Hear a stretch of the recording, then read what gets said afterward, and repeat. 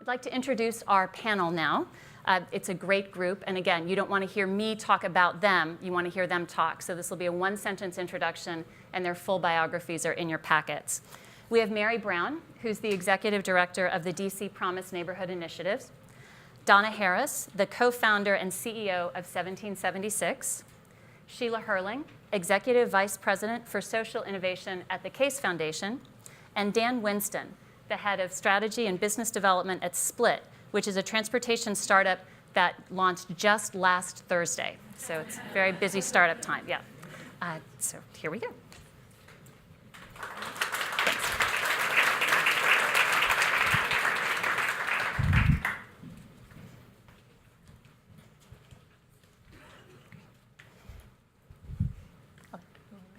So Mary, I'll start with you.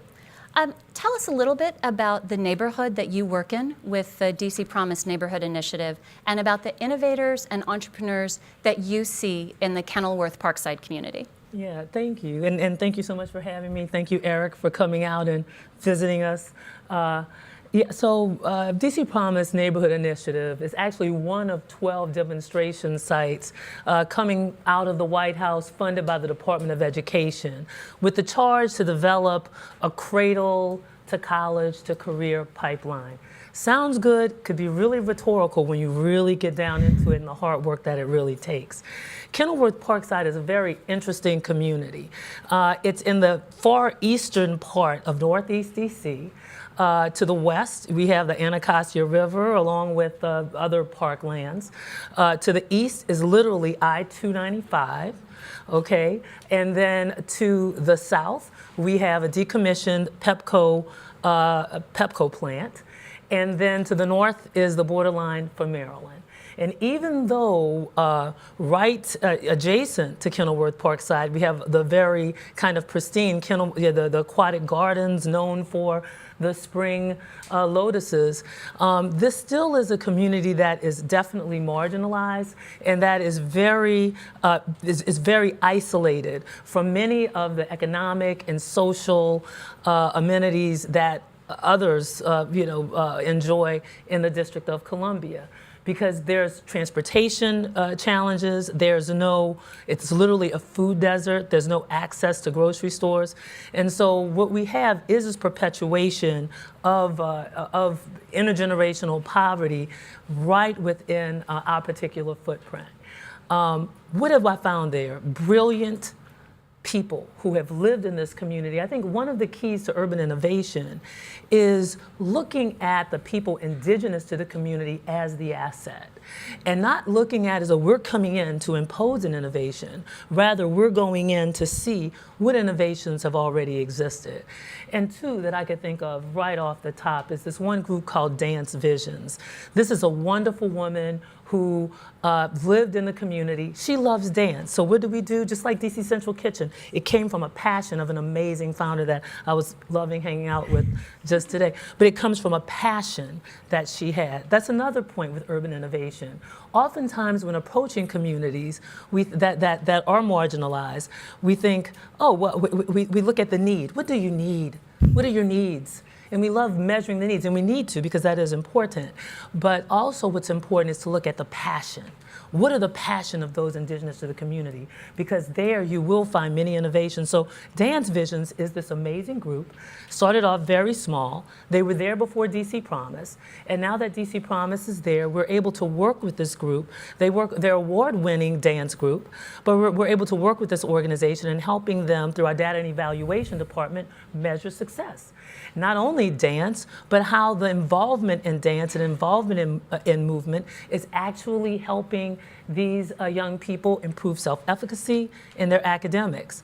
And another is Leah's Rainbow. Here was a mom and pop's daycare facility. And now, and on her own, became a for-profit entity, doing well, serving the community. And with the work of DC Promise Neighborhood, we're able to connect with partnerships and resources to further help that particular social entrepreneur expand. So, and there are many, many more. But that's who we are, and we're loving what we're doing right now. Thanks.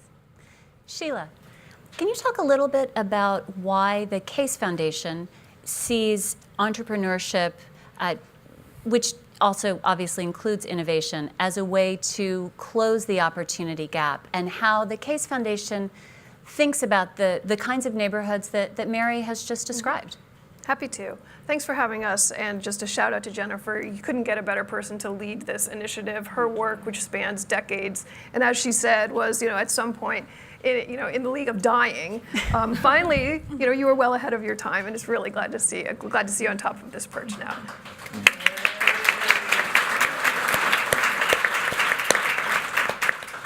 So the Case Foundation, for those of you who don't know, is the family foundation of Steve and Jean Case, of tech pioneers, early AOL founders. And so this is their family foundation. We are 18 years old. And so it should come as no surprise that deep in their DNA is a belief of entrepreneurship driving growth and rebuilding communities. Equally important to them is this notion of constantly leveling the playing field. And so throughout the history of the foundation, there has almost always been an entrepreneurship initiative underway. So early days in the foundation, an initiative called Power Up, which was about putting computers and online access into underserved communities. So that was in the early days. Then they also had a big effort, Startup America, which Donna was a key leader in.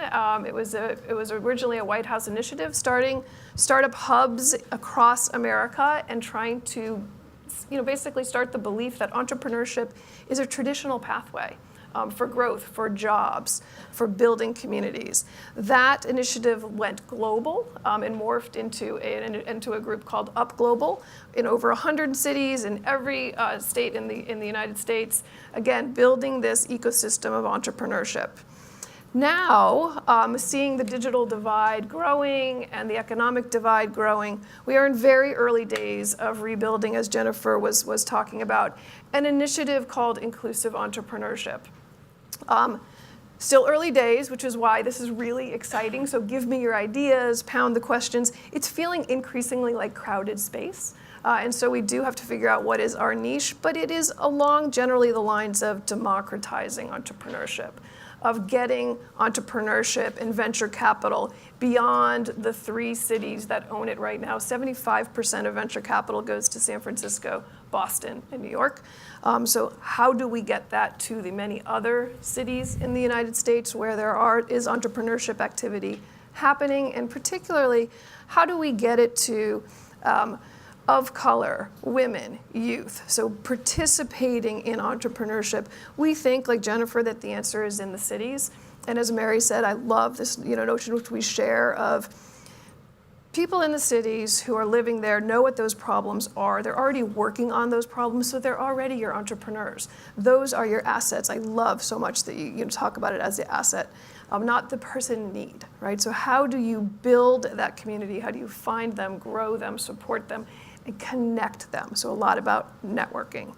And so I'll stop there, and happy to go into any of our partners where we're experimenting right now in Q&A. Donna, tell me a little bit, you have this history of being a startup entrepreneur, working with Startup America, and now 1776 is really at the nexus of government, entrepreneurship, innovation, and community. Do you think that entrepreneurs are more or less likely to focus on underserved communities than they were 3 to 5 years ago, which is basically the 19th century in startup time? Yeah, I don't even remember 3 to 5 years ago. It's a really interesting question. It's actually one that we spend a lot of time thinking about, and it's actually a pretty troubling question. So, yes, entrepreneurs are more inclined because there are now tangible examples of companies that are doing things in the civic or social space that are getting successes, right? So we have a company like O-Power, which is tackling a big social challenge of energy and sustainability. They're local. They were able to grow large enough to have an IPO, right? So when entrepreneurs see that there's a high growth trajectory, they're more likely to emulate that. The challenge is that we have a bifurcation in the tech community that you're either on a unicorn trajectory, meaning you're trying to build that $1 billion, let's go public, I need a big exit company, or you're a mainstream business, right? And we don't see that as a continuum, and we should, because there are many, many really, really interesting businesses that will never be a billion-dollar company that will have massive social impact. And the venture mindset of it's either or causes a lot of those companies not to get the funding and not to be as successful as they want to be. Interestingly, though, a lot of venture funds, ours included, view those kinds of companies as a huge opportunity. When you look at, here in Washington, D.C., I mean, imagine many of you in this room, the contacts that you have in your smartphones, they're probably gold to a startup like an entrepreneur we have here on the panel, right? So being in a city and mobilizing the connections, he's like, yes, please, I'm up here, here's my Just card. throw your business cards, actually, up on the stage. The thing that we've learned, we just released a study called Innovation That Matters a week and a half ago, and it was about what is the model that a city can employ to drive more civic innovation. And there's no surprise that basically the big takeaway is that it's all about the networks. It's all about how do we get the entrepreneurs connected into a community and get people like you all in the room opening your contacts, being mentors, helping opening doors, so that we reduce the floundering that is going on and we can help these entrepreneurs find the fundable models that are also scalable and impactful. That's where nirvana lies. So Dan, you are a new company founder. I'm sure it will be a unicorn. Tell us a little bit about your company, Split, a transportation startup, and whether you see it as a potential transportation solution for communities that are not well served by other options, and if not, why not? Well, first of all, thanks so much for including me on this panel among such distinguished guests. This kind of event makes me really excited about the future of cities and DC and everywhere else. So absolutely, we see Split as an option for communities, places, neighborhoods that might not have other options. That's kind of why we started it. A little bit about Split. We are a convenient, affordable, sustainable way to get around, where we work through an app. You request a journey, a trip, and a car comes and picks you up. That car might have somebody already in it, and you're definitely going to be picking up and dropping off other people along the way, because we have really, really sophisticated technology that instantly finds overlapping trips. So it's just kind of a different math. We're putting more people into fewer cars. Right now the cars are sedans and wagons, just the personal cars of our independent contractor drivers here in DC. So we think there's just a big gap in transportation. If you think about maybe a trip from Shaw, 9th and R to Georgetown, you're still right in the middle of DC, which has a great transportation network, lots of buses and metro, and bike share, all sorts of options for you. But to go from 9th and R in Shaw to M in Wisconsin and Georgetown, you could take a bus. It cost you $1.75, and you'd probably walk a quarter mile on each end, maybe take you 45 minutes.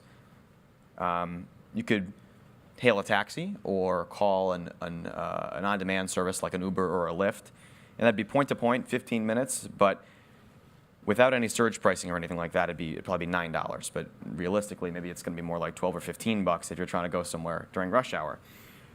Split, because of the sharing, the real sharing that our technology facilitates, would be 16 to 24 minutes, and it'd be $4.50. And we make that guarantee of the arrival time before you book your trip, so you can kind of count on it. And we tell you how much it's going to cost before you book your ride. And just so you know, my background and the background of everyone at Split is in transportation and economic development. I was a couple of years ago working, helping to manage a Metro Access operation. Metro Access is Metro's paratransit. So for people in wheelchairs who can't get onto the bus, helping them get to the grocery store or anywhere they might need to go. And I remember our drivers who were coming to drive the buses, whether they were out of the garage, we had a garage in Hyattsville and even a garage in Northeast DC, they all had to drive. If their cars broke down, they didn't have any other options because the buses in Metro often weren't running reliably at the times they needed to get to work. And a taxi would cost a couple hours of wages often. And so I just thought, gosh, there's got to be something in the middle. We've got to be able to use technology to create an option that's affordable. And so we really created Split because it can appeal to a really broad range of people to use every day. So, Mary, what do you wish that outside innovators knew more about your community that would help them kind of extend their network? So if you were to invite Dan to Kenilworth Parkside, what would you want him to see? What would you want him to better understand so that his products and the people that he talks to every day when he sits at 1776 could say, oh, well, I think there might be a market opportunity there? Yeah, so that's a full question. I can respond to that. So again, there in Kenilworth Parkside, transportation is a major issue. If you either have to walk or catch the metro to go to a Safeway that really isn't that far, but there's a huge highway that cuts you off from that. And what's so interesting, and this is where the cultural piece comes in, and oftentimes we tiptoe around that when we talk about innovation. Gosh, let's stay away from race and gender and all those things that make everybody squirmy. But quite frankly, Lyft and Uber and all those guys and that it was almost a godsend, definitely for African American males who could never get cabs to take them to our end of the community. That is the reality. So I hope, brace yourself, bulletproof there. I hope I didn't shoot anybody down. But I think that I owe a debt of gratitude to this community, so I want to fairly represent the truths that we all get a little squeamish about. So I would basically come out and tell. Now, what's so interesting is that, yes, most of the people in our community will have a phone. They will have an iPhone. So they would definitely be able to use your app. I mean, there are people in the community that use Uber. But likewise, there are those who may not because of the socioeconomic challenges that our families face. What I would want people to really know about Kenilworth Parkside and to want to come out and really invest with us is to basically say, and about Promise Neighborhood and the value add that we're bringing, because what we're doing now is one of the things I've told my team, we're not coming here to save lives or even build bridges or save the downtrodden. You are diamond hunters. You are coming in. The innovation is to come in and look at where are the gaps. What is the community saying? Putting your ear to the ground, listening to what their needs are, and then also learning what their passions are, and then us providing supports and opportunities in a network and serve as a backbone to fill those gaps. And so I would want any potential investor to know that. I would want a potential investor to know that the community is growing and building, definitely on the economic side. I mean, we're having new housing, so that's a touchy piece. That's a real, we could have a whole nother workshop on that.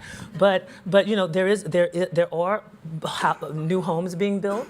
There are improvements being made. We have a wonderful EduCare facility that's a state of the art, providing wonderful child care for 0 to 5. We have a Unity Health Care facility there for health in the area. We have 2 schools that are on one DC public school, Neville Thomas, that DCPS is working hard to continue to push an upward trajectory. And we have Cesar Chavez Middle and middle school and high school. And we have amazing people who really want to be a part of positive change in the community and who want to make connections far beyond that particular footprint. Over 97% African American. We have our challenges. We have 5,700 residents, 2,000 of whom are children. Only 30% that go to school in the footprint, with 70% going to 180 schools outside of the footprint. Interesting dynamic when you're supposed to build a place-based collective impact model. But what's great is at DC Promise Neighborhood, we're finding ways to fill those gaps in partnership with members of the community. And that's what I would want you guys to know. Yeah. So Donna, is there a role, most of the time we think of entrepreneurship and innovation way over here and government way over here. And again, 1776 is trying to find those areas of productive overlap. Is there a role for government in creating a different set of incentives or either through regulation or information, making these underserved neighborhoods a little more legible, a little more entrepreneur friendly? Yeah, I it's a difficult question because when you say yes, that sort of implies a whole set of other things. So one of the things I learned at Startup America, traveling the world and working on how do you build high growth startup communities outside of Silicon Valley. And what I found was that the most authentic work and the most impactful work was almost always being done by entrepreneurs themselves and not by government. But the people with the time and the budget and the imperative were government employees, right? The heads of economic development, the mayors, the city council, the government leaders. And so you have this challenge where if the government creates it, the entrepreneurs won't come, but the entrepreneurs don't necessarily have the time or the energy to do the creating because they're building their own businesses. And so we've spent a lot of time studying this, and actually when you look at where the world is going with tech and being tech enabling every single industry on the planet, it isn't just about industries or government as the regulator, it's about every industry where tech plays a role. And we are losing a huge proportion of our population who doesn't even know that that's happening, right? They don't know that they should be aware of it. They don't know that they could play a role in driving it, right? I mean, you talked about your population, and I think that that's right. The cheese has moved and no one even knew there was cheese to be had, right? So, And we're like the cheese trackers. yeah. So there's so many opportunities, right? Like the data question. You don't know where transportation options aren't happening if no one's tracking, right? The Uber example is a great one, where now we have the ability for people to go in and serve communities that the system wasn't quite set up to serve. I do think funding is an area that has not yet fully been explored. Back to my comment about either unicorns or Main Street businesses, the majority of companies that are tackling sectors that have a social impact, they're not going to be venture backable companies. That's just the reality, right? Venture capital firms, they're very focused on, if I cannot see my way to building a multi-$100 million potential IPO, massive exit company, I'm not going to invest. It's very black and white. And that excludes a lot of companies. Now, a company like Hand Up is a great example. You mentioned in your opening remarks, they're tackling homelessness, but they're doing it using a high-tech, highly scalable model. She can create probably a $500 million company if she plays her cards right. She being Rose Broom, the founder. Rose Broom, the CEO, and at the same time make a lot of impact. But she's a rare case. There's a need for companies to get funding in that middle ground that I think if government understands could really play a role in doing that. And increasingly there are incubators and hubs like ours and members of our federation around the world who see those kinds of companies as really good investments, right? So you can co-invest together, still get, frankly, a double or a triple instead of a home run as a venture capitalist, have that funding be levered by the government and create the support to help that company grow. But the thing that these companies need more than anything are connections, and that's something the government can play a really, really big role in helping curate, make the call to action, right? How many of you have ever been asked to come and mentor a startup? Right? Actually, Talk about untapped opportunity here, right? So we'd love to see governments looking at how do you use the incubators, use the hubs and the resources in the community and make that sort of call to action, because my guess is that if I brought this one small room of people in to help the 31776 members, we would be able to identify a long list of potential highly valuable connections, right? That's not something I can do as an individual, but it is something that Mayor Bowser could do. It is something that the city could do. It is something that the major institutions, the foundations, and others can do in a community. So it's both and, it's not either or. Okay. Sheila, the word foundations was invoked.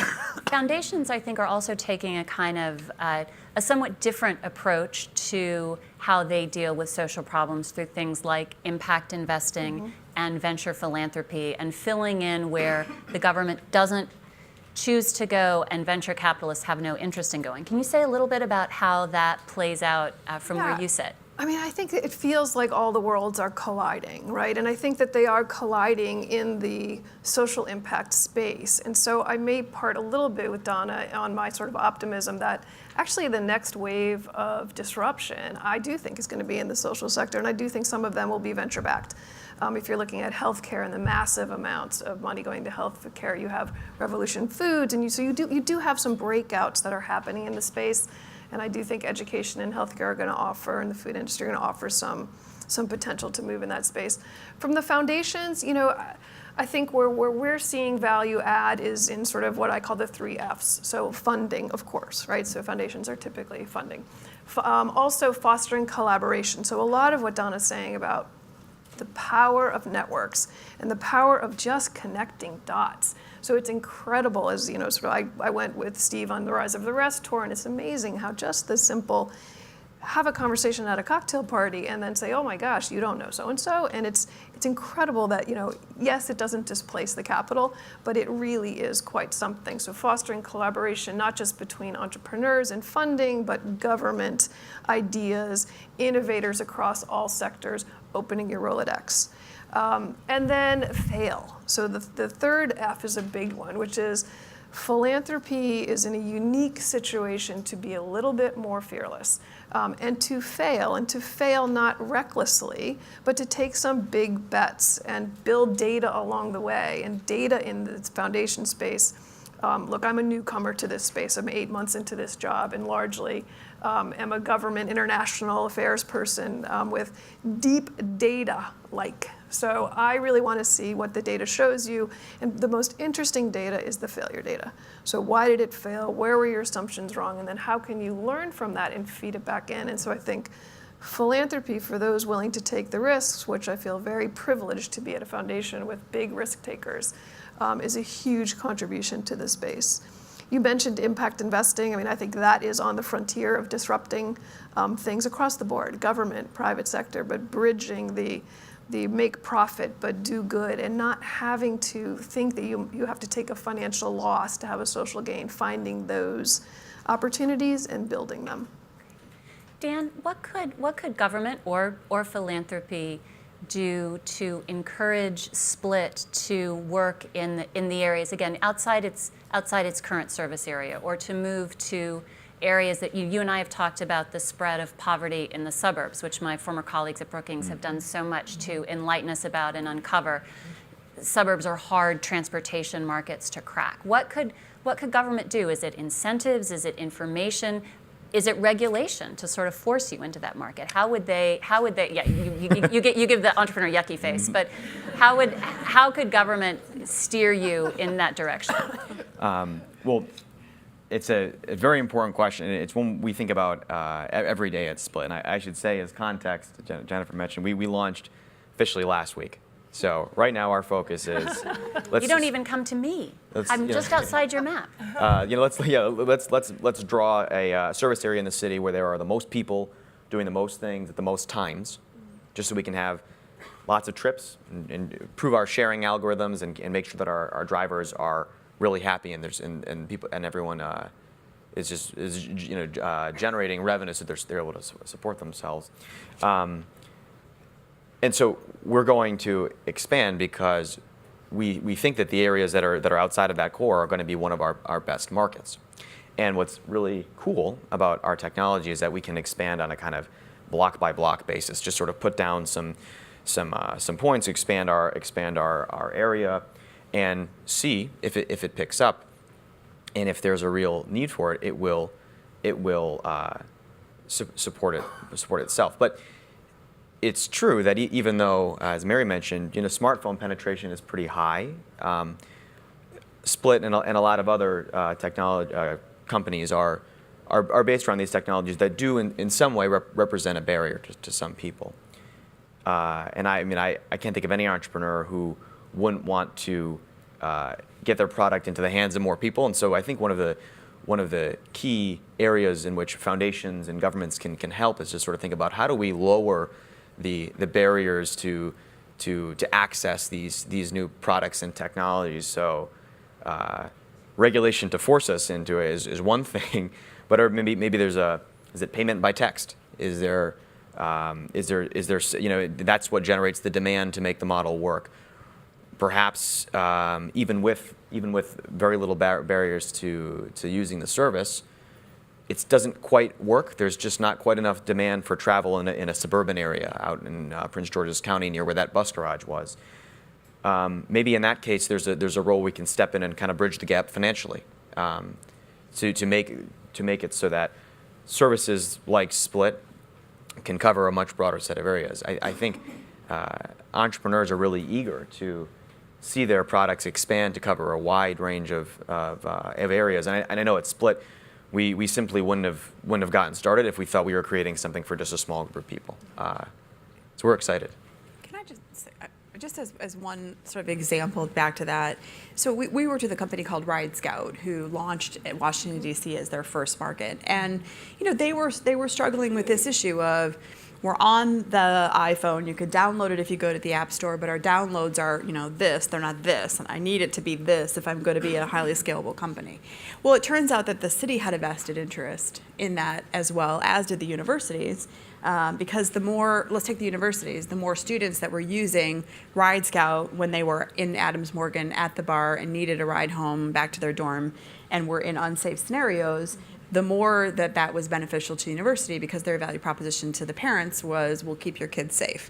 Same thing for the city. They actually had a vested interest in Ride Scout being successful because there was a richer data set that they would get about where were rides starting and ending, what other options were on the table, what did they choose, what time of day, what were the conditions, so that it could help the city evaluate what sort of transportation options. When you can find that sort of win-win intersection, that's where utopia comes, because the city can be a lever to help drive distribution and encourage the company to be able to get into markets and segments of the city that they wouldn't ordinarily choose to do. It helps the company because scale goes up, revenue goes up, usership goes up, which then drives growth for everyone. So it's finding that place where both the city and the startup and the consumer benefit, because that's where really interesting scale can happen.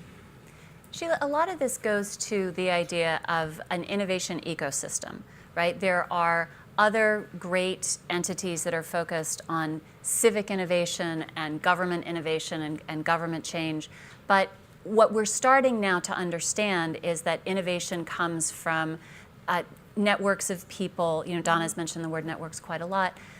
What do you think are the kind of characteristics of a healthy innovation ecosystem, and who has to do what to bring that system into good flourishing? So you do have those great intersections. Such a good question, and I'm sort of laughing as I'm like, what's going to be the question?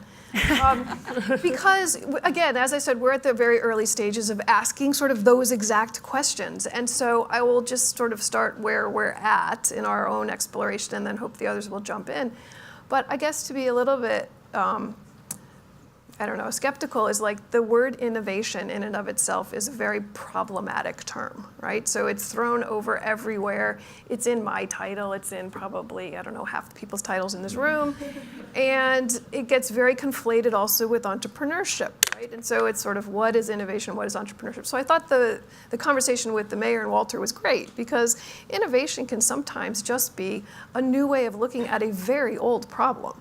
The things align, as Donna was saying, like you sort of have the things aligning with, there's a problem that's identified. That's what entrepreneurs are, they're problem solvers. So what's the problem they're facing?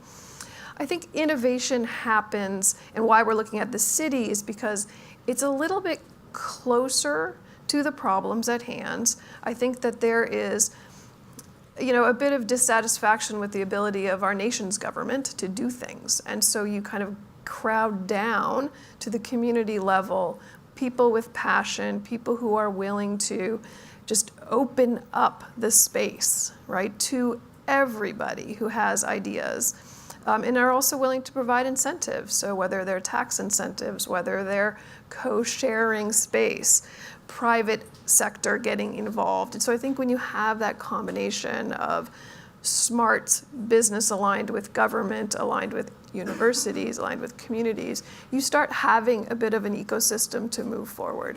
But the bigger question, Jennifer, is a good one, and to be quite honest, we're just at the roots of trying to figure out what that means. And I feel as though you just described what we're doing at DC Promise Neighborhood Initiative. And that's why it's so exciting for me, because there we are combining the universities, the academia, business, the education system, health, all of those pieces coming together to look at all of the issues and the gaps that are in that particular community. I mean, our big vision is to end intergenerational poverty. I think one of the keys also to innovation is for for us not to necessarily make economic development is very important, but not to make economic development the supreme imperative. To make certain that we not only intentionally but mindfully move into innovation and look at human capital and value just as much as economic development, value the capacity of individuals that are in the community to be able to transform their lives, their communities, and beyond, and to be a part of the entrepreneurial piece and to be a part of the technology piece. I think that's so very important because oftentimes the human dignity piece is often cast aside, and sometimes the drivers to innovation, it could oftentimes be skewed to economic development versus human development. When you mentioned intergenerational poverty, I looked over and smiled at my colleague Ann Mosley, who runs the Ascend program at the Aspen Institute. They provided some technical assistance, as you know, at the beginning to the DC Promise Neighborhood Initiative. Absolutely. We adopted the two-generation model. So I just wanted to give her a shout out for all of the great work that she's done on this issue.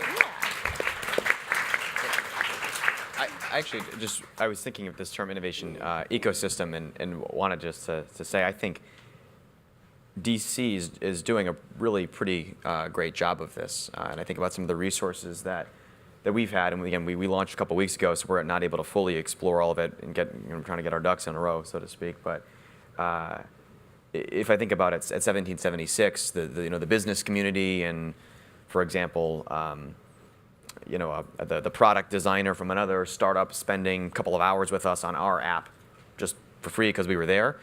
There's this sense of we're all in this together, and then thinking about going and meeting with.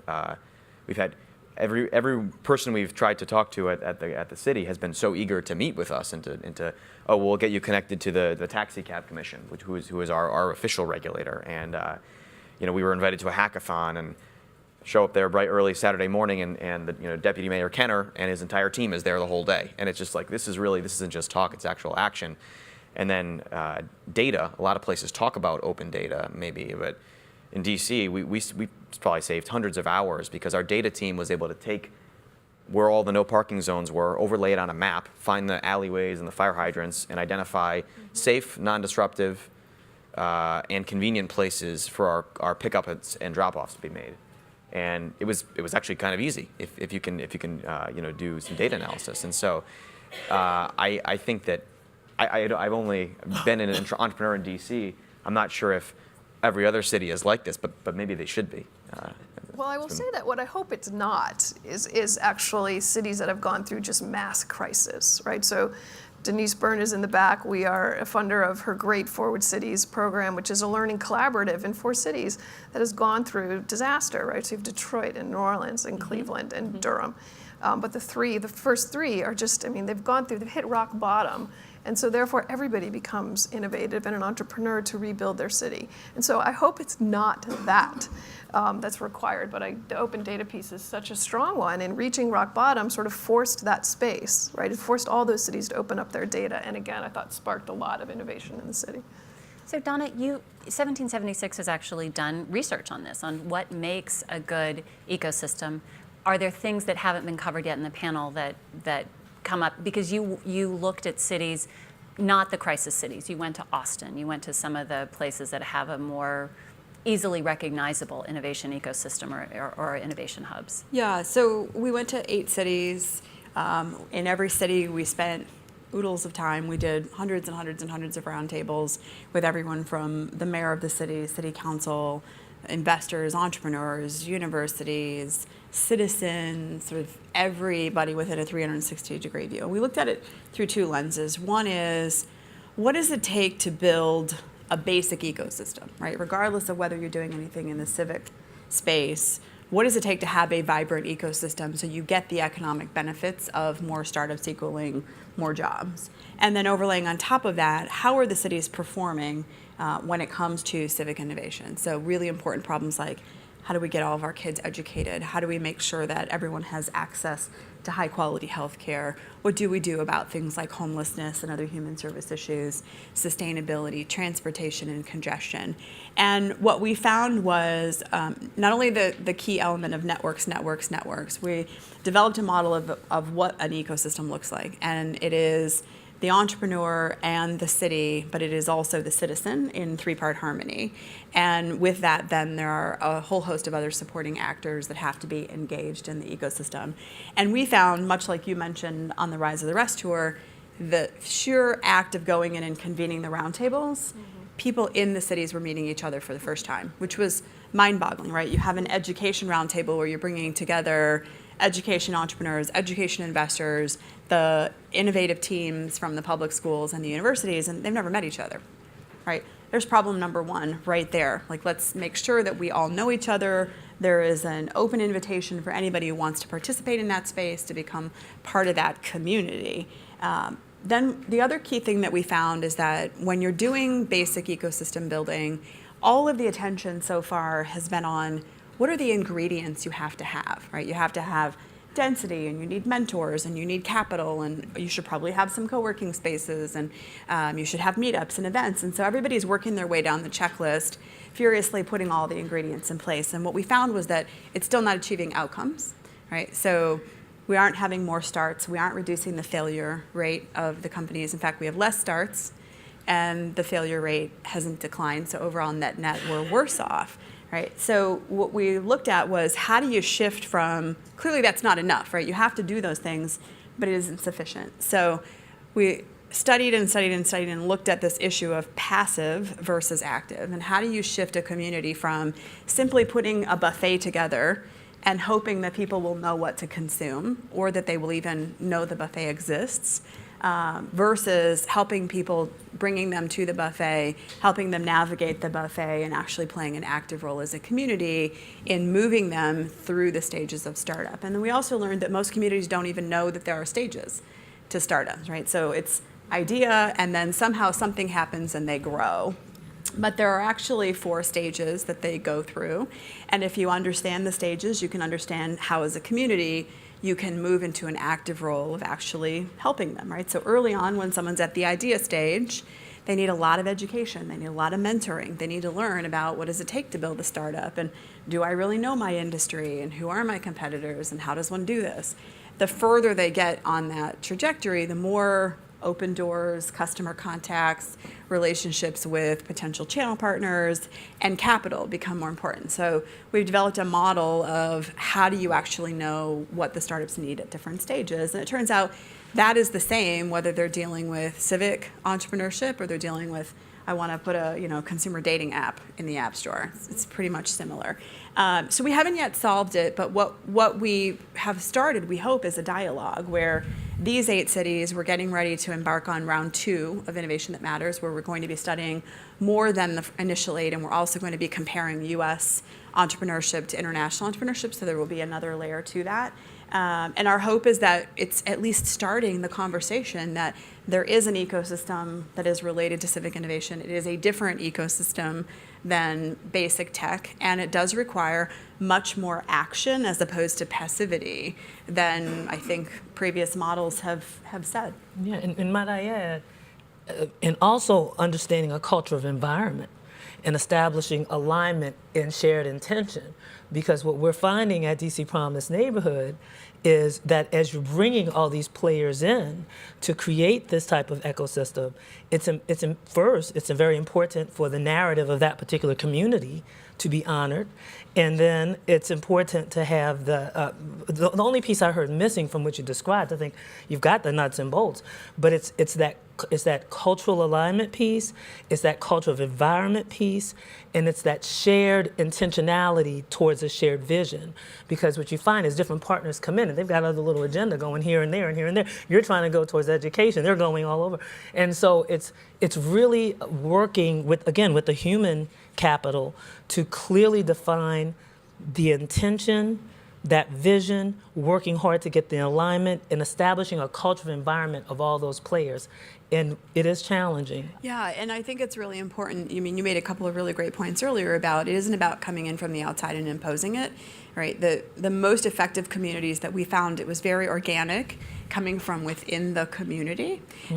And then we found a troubling trend, which is that when you look at the placement of these high growth hubs and where the high growth entrepreneurship is coming, in every city we studied, it was the higher income, higher educated, predominantly white portion of town, right, which is something that we've called out in our report as, it has to serve the entire city. Otherwise, it does become sort of this imposing only one demographic community, and being intentional that if you're really building a true ecosystem, you have to take purposeful steps to engage the entire community. It can't just be a subsection and then assuming that if we build it, they will come. It turns out they won't come because they don't know to come. Since we did not have time for Q&A with Walter and the mayor, despite Walter's best going rogue efforts, I do want to finish up our panel conversation soon so we can kick it out to questions of all of you. So this is sort of our lightning round. Last question. You can see the monitor as well as I can. We can, yeah. Dan, what do you think that people in this room need to know about urban innovation from an entrepreneur's perspective? What should all of us know so that there can be more people like you creating new solutions to our urban challenges? I don't know. I don't know if I can answer that. I guess what I would say, from my perspective, is simply that entrepreneurs are all about growing their companies, and so if you think you've got a connection or a bit of knowledge to share, come find us and talk to us. We're always thinking every day about the different ways to look at the problems we're trying to solve. At Split, we've got this great algorithm that we're trying to bring to as many people as we can. We think we're on a pretty good trajectory right now. But we're so open and collaborative and excited to talk to just everybody. So I guess I get back to this kind of connections, the conversation. Let's all get in a room and talk about the ways we can help each other out. We're all on the same team. Entrepreneurship is at its best is about economic empowerment, leveling the playing field, creating access to different opportunities. That's the great thing about technology. And it's only by considering many, many different perspectives from within the companies and also outside of the companies that we can make sure that we are really and truly considering everyone who needs to have access to what it is that we're creating. Okay. Sheila, what do you think? What would make your job easier as a philanthropist, as a funder, if we knew or how we could change our behavior so that your work could be more effective? Well, help me unbundle this notion that we have of inclusive entrepreneurship. I mean, I think it is, not to end on a sad note, but I mean, the odds are stacked against you if you are not born into a rich family. They just are. And so it's the cost of education, it's the cost of repaying loans, it's sort of the cost of despair, but whatever it is, the data is showing you that that's true. And so how do we restack the odds? And so what is out there that you see working, that we can build upon, that we can invest in, and if it fails, we can learn from, but how do we do this better and really revive the American dream, which does feel like it's slipping, right? So how do we revive that? So please share your stories, share your ideas. So again, I think we're sharing the same things. Let's think about ways to have more things like this, Jennifer. I got a whole center for you. Where we get together groups of people who are willing to think and do and roll up their sleeves and share, not just their successes, but their failures. Donna, you know the frame of the question by now. Yeah, so I'll be the optimistic side of that, which I do agree with everything you just said. I mean, my husband is not only the first college graduate, but the first high school graduate in his family, right? So when I meet with my in-laws, I hear this example, I see it every day, at the kitchen table. But the optimistic side is, in the last 12 months, with 1776, we've traveled to dozens of cities and we've met with entrepreneurs all over the world. And hands down, the idea that we get it, there's an internet revolution at hand, but there must be more to the internet revolution than Angry Birds and Instagram, right? If you think about all the great things and the power of technology that we have in our back pockets and we carry around, yet the companies that we hear about are, thin solutions. We're still struggling. But I see entrepreneurs all over the world who would say that same thing and who aren't letting the fact that they aren't building unicorn businesses or they're getting rejected by venture capitalists, they aren't letting that keep them from pursuing really important ideas. And I would just leave you with one takeaway, which is the next time you pick up the newspaper and you read about venture capital is so awesome and we're building these big, great unicorns and it's the end all be all, remember that only 0.02% of all companies take venture capital, right? The majority of the companies that are growing and building jobs and sustainable solutions and long-lasting companies do not take venture capital. So think about this in terms of your personal call to action, right? There is no other organization or person out there who is going to figure out how to do this. The other is us, right? This is how we do it. Come and mentor, open doors, come up here and meet the entrepreneur in the room and ask him, don't just say, good for you, you're starting a company, say, how can I help you? And say that to every entrepreneur you meet, and then follow through and do it. Right. And I'm very quick. Thank you. I say come out and visit us at DC Promise neighborhood. Come and visit Promise there in Kenilworth Parkside for us to share more of our story and what we're doing and how we're building an ecosystem there in a very mindful way. And I would say walk away today maybe with a different way of thinking, that knowledge and data and evaluation is so critical. Economic development is so important. But what's more important is wisdom, which is this combination of knowledge and compassion. And compassion not in terms of charity, but when you look at yourself in the mirror, that you can think, oh, that little boy that looks like he might be, the little boy from El Salvador is the same as me. Or a little girl that looks maybe differently than is the same as me, so that all human beings, just as I do, looking in the mirror with all the networks I might have, with all the education you might have, that I am the same as the very people that we want to support in affecting positive change in their lives. And if you can walk away with that, that's huge for me. Great. Yeah. So now we have about 10, 12 minutes for questions. My colleagues from the Aspen Institute have mics in the aisles. So we do want you to engage, so please do. Yeah. Hello, my name is Patricia Funegra. I'm the founder and executive director of La Cocina VA, which means the kitchen. We are a workforce and small business development in the food service industry, working with minority and immigrant communities. And I have a question for 1776. Do you support or work with nonprofit organizations? And if you don't, could you please share with us what's the concept behind it? Sure. Yeah. So we get that question a lot. Thank you. So we actually don't. So to become a 1776 member, well, first of all, let me explain a little bit about what we do. So that gives context. So our objective is to really take the entrepreneurs that have what we think are both highly scalable and highly impactful ideas and help them to grow.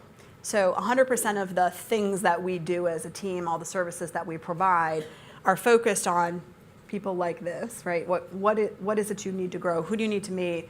What is the education you need? What are the doors you need opened for that?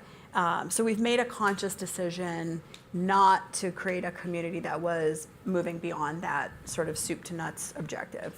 So 100% of our members are for-profit, highly scalable companies. I will give the caveat that many of them are benefit corps, B Corps, which is a double bottom line structure for those of you who don't know.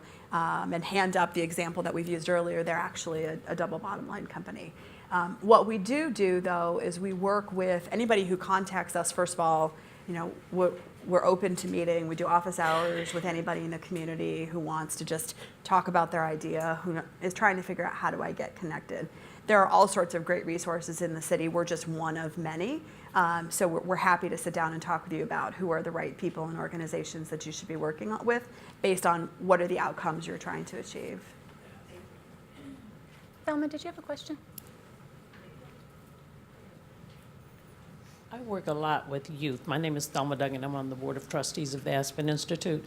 And one of the things that we do scholarship programs to college, but we also work with kids from early ages.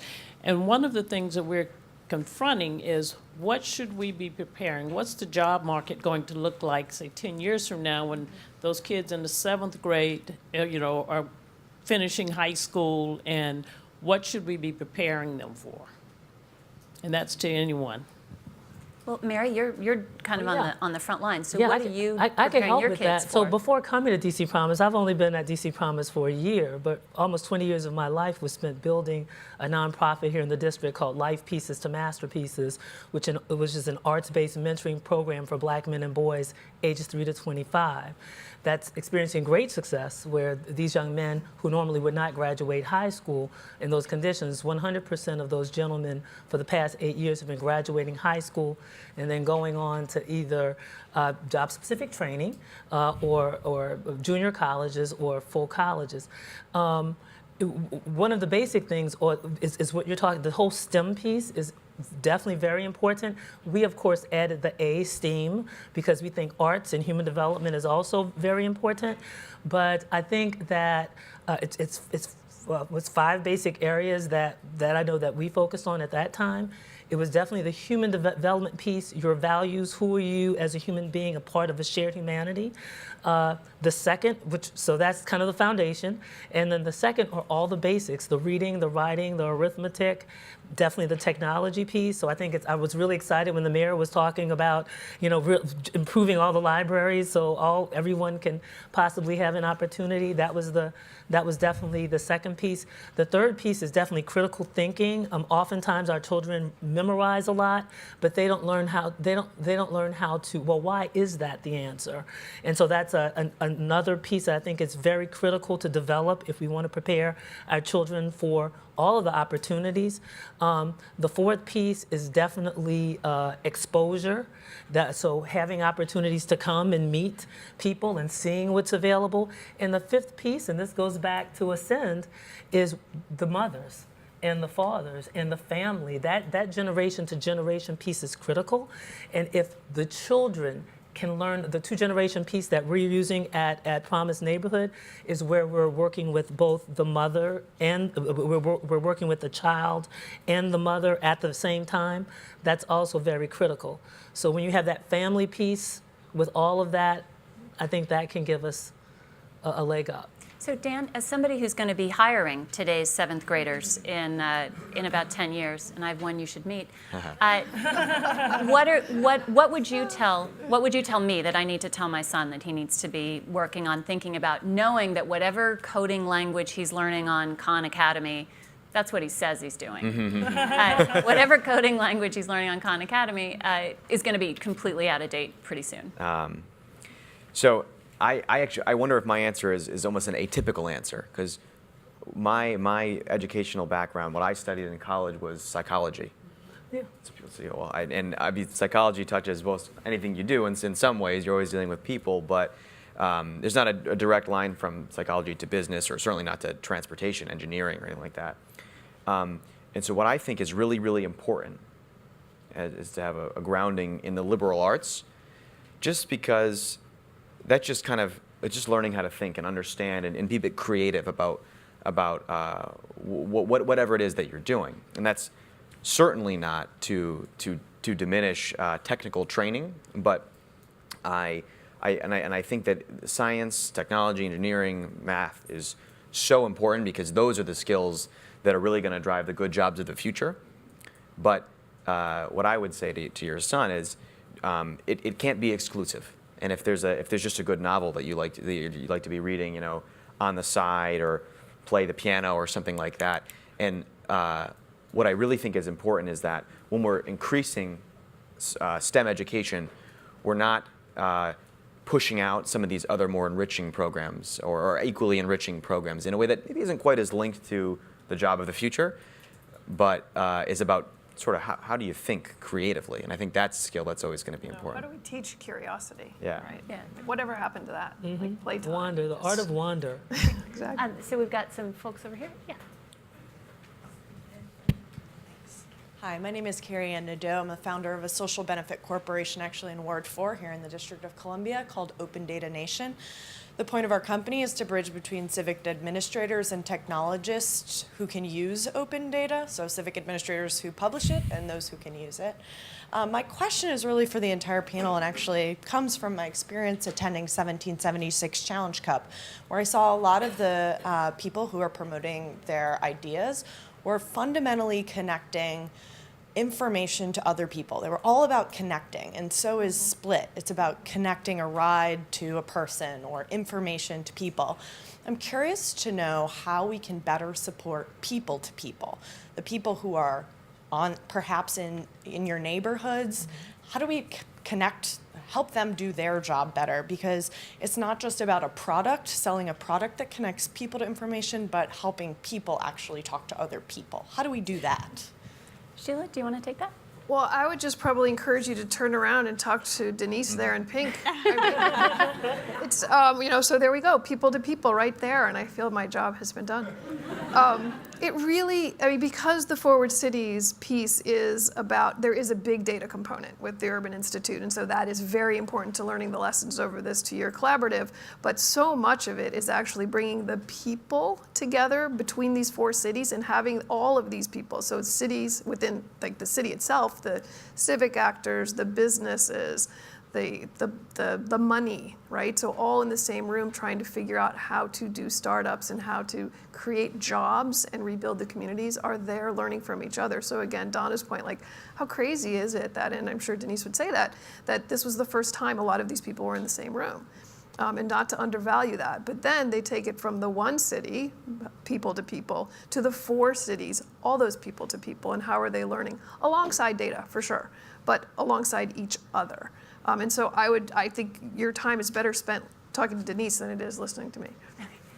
Yeah, and this will probably, you and then Alma, you get the last question. So my name is Andrew Coy. I'm the executive director of the Digital Harbor Foundation, where we turned an old rec center into a tech center up in Baltimore. But my question goes back to this STEM education or the education question. And given how many jobs in the tech sector didn't exist 20 years ago, and how many more that we don't even know are going to exist, how do we formally support informal learning?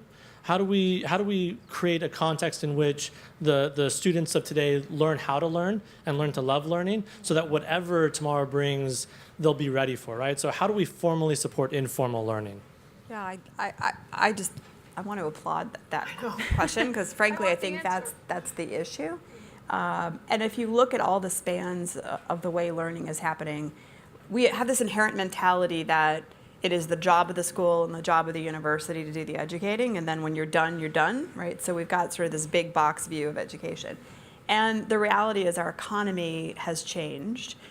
We have bite-sized careers, right? You're going to do this job for a little while, and then you're going to do a different job, and then a different job, and then a different job, and then a job that didn't exist when you first started, right? So we have to think about how do we unbundle the learning experience and make it better aligned with the idea that we're going to have bite-sized careers, let's have bite-sized learning, right? So there's a lot of different emerging models of what's being tested, everything from, you talked about being online doing classes with your son, to communities of learning. Like 1776 ultimately is a community of learning. And it's sort of the informal nature of just getting outside the box of learning and having that experiential opportunity. The more we can have people having experiential learning, the better they will fully understand what it is they're undertaking and know if that's for them. You think about how many of us in this room know or is the person who went to law school and isn't practicing law, right? That's like, right, that's the issue. Like the jobs, for people to really understand, what are these careers actually all about? What does it actually mean to be an entrepreneur? What does it actually mean to, code? Let's get small experiences so people can see if they like it. If they like it, let's give them enough education so they can get in and get started, and then think of it as an iteration and a lifelong process. Great. Alma. I'm Alma Gildenhorn. I'm a lifetime trustee of Aspen. I think I congratulate you, Jennifer and Eric. This has been absolutely wonderful, and our panelists also. I am very, very concerned about the inner city youngsters who try as best we can and give them every educational advantage, that we really just don't look at them where they are and what their family backgrounds are, the broken homes. I mean, just take a ride and go down into those areas. Yes, your programs are working, but there are just a multitude of young people who could work. I don't care how the world changes, you're still going to need plumbers. You're still going to need electricians. You're going to need welders. You're going to have, you need cabinet makers. And as you said, innovation is not just about technology. It's about meeting a young person where he is. You cannot pull people up by their bootstraps if they have no boots. And I think you have to think about when you go into the inner cities and all these young people are standing outside on the corners, what can you do to help them make a life for themselves? Your other solutions are outstanding, but I am so concerned about this underclass in every way that have no advantages, but you can give it to them. You can show them the way. And I think that's our next big challenge, the inner cities, so that you don't have young people with nothing to do, looting, rioting, getting into trouble. And it just causes a lot of grief for everyone. There is something that can be done. Thank you. Do you want to state, that's very moving, because it almost reminds me of the poem, I believe it's Langston Hughes, what happens to a raisin in the sun? Does it, does it dry up, or does it explode? What does it do? And you hit on very good points, that this is amazing human capital. I live every day. I've spent over 30 years of my life working with the populations you've just described. Amazing diamonds, amazing potential. But sadly, from sometimes even the time of birth, challenges have riddled their lives, and then it's compounded by systems that don't work in their favor. It is a major challenge. However, if we can approach it with the clear compassion that I see in your heart and the sincere heart-to-heart concern that you have, I think if we can approach it from that standpoint, build these ecosystems that we're talking about, because that is our charge at DC Promise, but how to have everyone included. And sadly, that population you just described are often the ones that are kind of pushed to the side. We have to have something done to them. So, you've hit on a strong point. I actually don't have an answer, probably one of the reasons why I've dedicated my life to it, because I'm determined to go out figuring it out. But there's been a lot of victories along the way. And we just keep looking at the victories of the young people who have tapped into their resilience and have built the support and have had the support to achieve. It is possible if we begin to look at them as we look at ourselves, as having that potential. But it's a big lift, because we're talking about history, cultural context, policies, systems, and we're talking about just the nature of shared humanity. Great. So I thank you for that.